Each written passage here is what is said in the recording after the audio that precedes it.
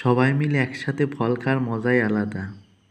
বাড়ি যখন ছিলাম তখন বাবা নিয়ে আসতো প্রতিদিনই এই আম, কাঁঠাল, লিচু সবাই মিলে একসাথে বসে খাইতাম।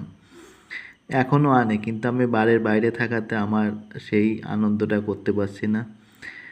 আমি কিনে নিয়ে আসছি এই লিচু কয়টা, একা খাবো, কিন্তু যে আনন্দটা সবার সাথে মা বাবা ভাই বোন সবাই মিলে বাড়ি বসে একসাথে খাইতাম, মানে একটা দুইটা যাই খাইতাম মনে হতো যে ওর ভিতরেই আনন্দটা লুকিয়ে রয়েছে। কিন্তু এই যে এখন এইগুলো খাবো, কিন্তু এর ভিতর কোনো আনন্দ লুকিয়ে নেই। আসলে সবাই মিলে যে কোনো কিছু শেয়ার করে অল্প খাইলেও ভালো লাগে। আমিও আপনাদের বলবো যে অল্প হোক, কিন্তু সবাই মিলে একটা জিনিস শেয়ার করে খাওয়ার চেষ্টা করবেন। দেখবেন যে শেয়ার করে সবাই মিলে একটা জিনিস খাওয়ার মধ্যে যে আনন্দটা, এই আনন্দটা আপনি পৃথিবীতে কোথাও পাবেন না।